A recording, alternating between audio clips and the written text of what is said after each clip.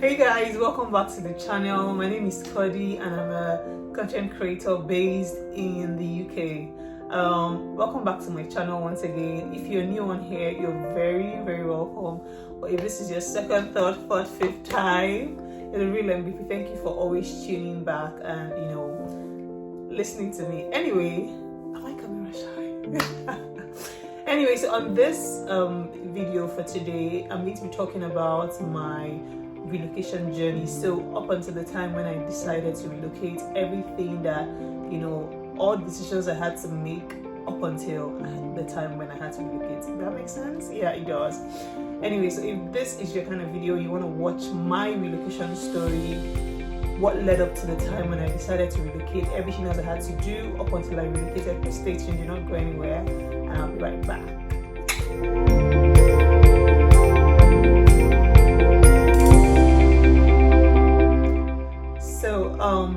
Before February 2022, which was last year, I had no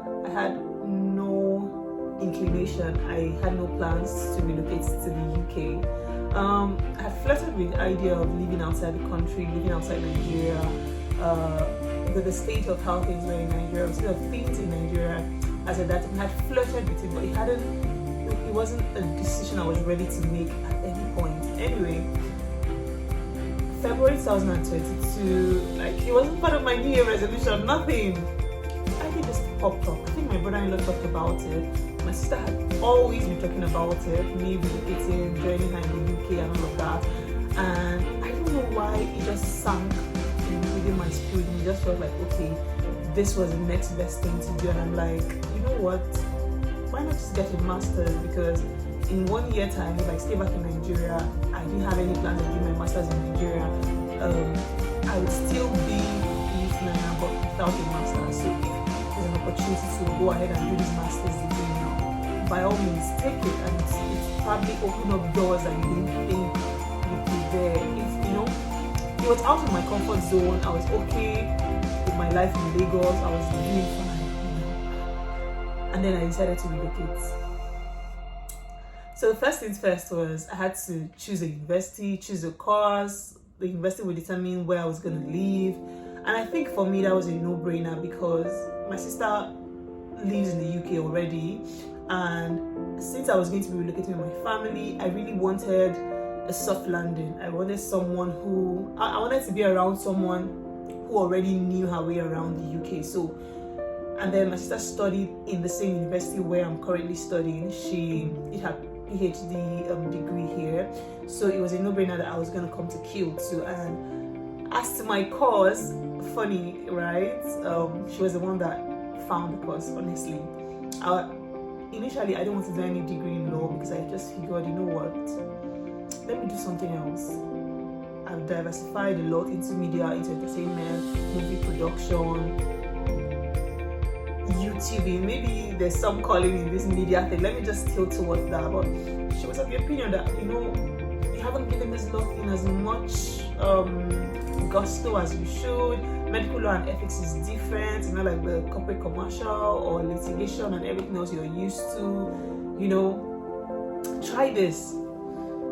Honestly, guys, I don't know, but when I went through the models of the program and it just made sense. There was talk about euthanasia, save your siblings, ethical considerations, or where to.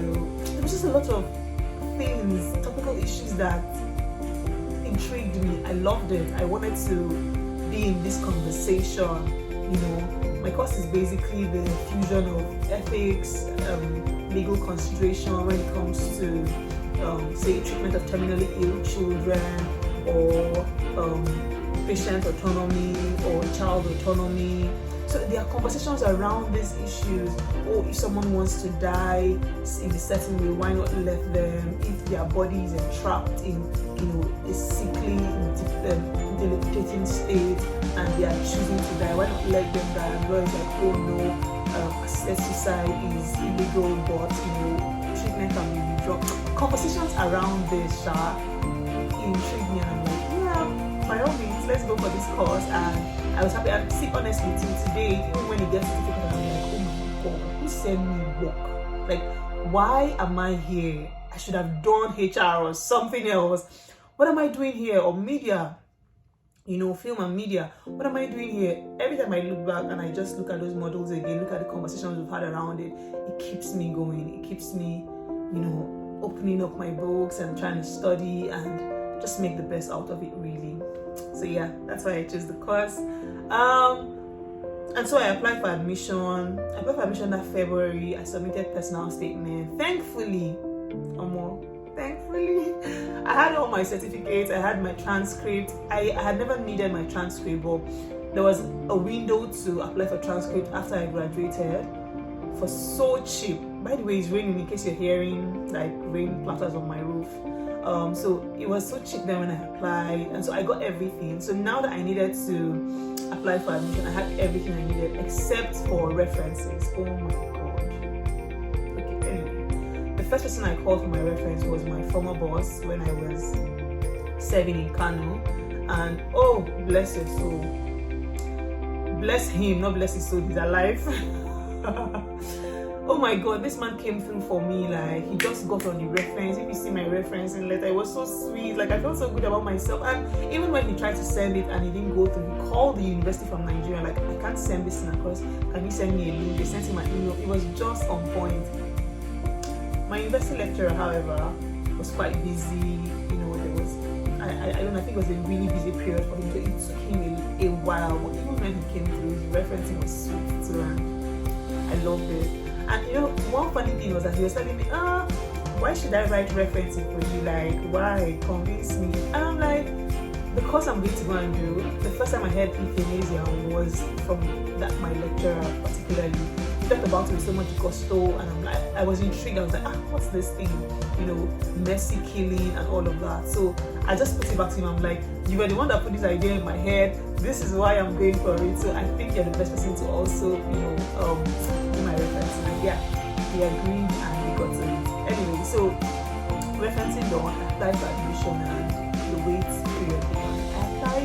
I sent in my application February ending, and it took so long, guys. It took so long. Anyway, I got I got my conditional offer on the 10th of April. I remember because I was in church that day on Wednesday service. I was in church. I came in earlier. My husband came in later, so he sat differently from me. So I remember running off from my sister to show him my phone, like, you see my admission.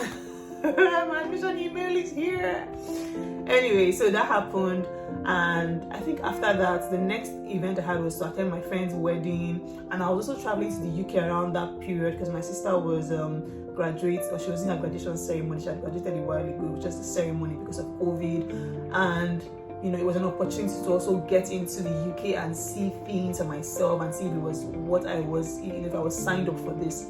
Anyway, I paid my acceptance fee, which at the time was £2,000. I paid that, and the next step was to wait for like pre-card. So it was around this period that you confirm your details and all of that, which I did. And that precast took a long time. I think I eventually got my precast list or precast requirements, whatever, June the 10th, because I was in the UK when I received it, and we started making preparations. I stayed in the UK for 2 months. It was really good. It was a really good time, and it made me it sort of cemented my plans to relocate. I knew that okay, I would be able to deal, coming here. It won't be easy, but yeah, I'll be able to do it, especially with the fact that I had family here. So it was going to be an easier process to ease into the society, to get into the society. So I traveled back to Nigeria June, just before the end of June. My husband had already gone back after like 2 weeks with us here. So I traveled back to Nigeria by the end of June to go and prepare for, of course, relocation work. I don't start. So by the time I came back, I had my precast list then. So it was like, it was a period where you leave money in your account for a while, prepare other things, blah blah blah. Eventually, my CAS number, so the CAS statement that includes your CAS number, came in July. I just spoke in July. Oh no, July. It came out in July. It was the end of July, the tail end of July, honestly. And it took so long. I still beat my school till today why some of these things took the time that it did, because it took so long for them to send out that stuff. gone now, or this is not the video for it, but yeah. Anyway, that took long. While that was going on, I went on to do my tuberculosis test. I would leave some clips, videos, pictures. Oh my god, everybody in Lagos was jackpotting that period. Like, everybody is still jackpotting, but last year was it choked. Like, that tuberculosis center was filled to the brim. I went, myself, my husband and Ada were there in the morning around 7. We left that place at least around 7 in the evening. It was dark when we left. Just to show you how long we spent in the place. It took so long. It was now time to apply for visa. I did all of the application myself. I filled our details in, and in fact I would also attach a memo I had on my phone, or a note I had on my phone, on the stages that we went through and how much it cost us on each stage. I was going to make that video, but somehow I just withdrew because I'm like, the information is splattered all over the internet. I think everybody has what they need, but I'm going to attach that note somewhere on this video, and so you just see how it was for me, right? So you did that biometrics and came out. Now the wait began. Wait has to be one of the longest waits of my life, like having to wait for a response from UKVI. Anyway, it was supposed to take 3 weeks, maximum 4. The whole of August came and went by, nothing. Now bear in mind, I had to resume school the 22nd of September, right? I had to resume school 22nd of September. I had to be in school 22nd of September. So when August came and went by, which was what I anticipated, that by the end of August we will all get our visas, and then I can plan for my journey. Nothing came through. So you could track your journey, or you could track your visa where it was. So mine had gone to the UK, but it was still there. September 1st week, nothing. September 2nd week, this is 5 weeks now. I think ours they're coming down. I think at the 5th week we started seeing some movement, and then it came down. But my daughter's own hadn't come down. It was just me and my husband. What's going on? Anyway, I at this point I wasn't panicking. Eventually, I think on the 5th or towards the 6th week, we all received emails saying, "Oh, congratulations, blah blah blah. This is to say that you've received and your visas have been approved, you've been successful, you're receiving your visas and your passport soon." I'm like, "Oh, great!" I went ahead and I booked flights. I booked my flights, for myself and my daughter, and we're supposed to be leaving. I packed my things. I was moving out my things, trying to set up place and all of that. Anyway, after like 2 or 3 days after we got those emails for each of us, my passport came in first. I'll attach the video here because I made a video that I'm like, "Oh my God, I have it, everything is here." So I'm going to open it right in this video. I can't wait.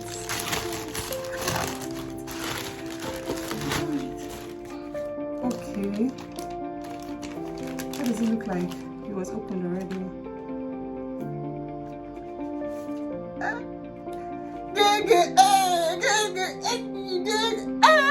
I'm excited! I don't go! God, my passport is here! So my passport came in first, and then secondly, my husband's passport came, I think the second day or the third day after my passport came in. And we're like, "Oh great," I was packing, I was moving off things. I'm like, "Oh, my passport is going to come in by the end of the week, so let's just keep rolling." And I was going. Anyway, we're on this thing, 1 week to when I'll be going. My daughter's passport had no call. 5 days to when I'll be going, and that passport was nowhere. 3 days, 2 days, nothing. It was not moving. Like, it was there, it was still at UKVI and nothing on my prayer points. I had been praying before now, but I was just losing hope. Like, "Oh, what's going on? What's going on? Did I have to leave Nigeria without my daughter? What's going on?"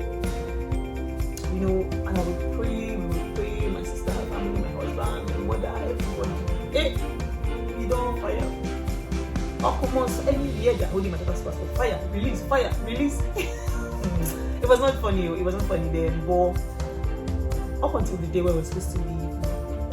The video was too long. I split it in 2, so I'm going to post the part 2 after this one. See ya! I hope you enjoyed it anyway. See you in the part 2. Bye!